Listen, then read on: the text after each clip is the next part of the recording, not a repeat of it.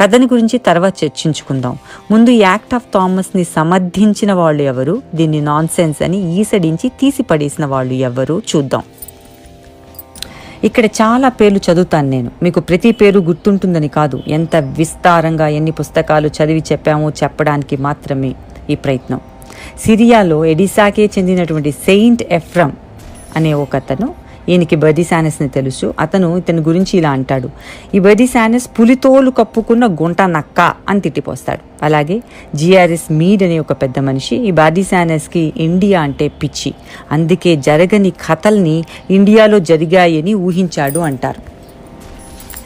Vincent ఏ Smith, ఇతను Oxford history of ఇండియాలో act of థామస్లో చెప్పినట్టు థామస్ ఎడారిలో చావలేదు, సౌత్ ఇండియాలోనూ చావలేదు, హాయిగా ముసలి వయసు వచ్చి సహజ మరణం పొందారు అని రాశాడు. మరి ఈ తలాతోక లేని కథ ఎలా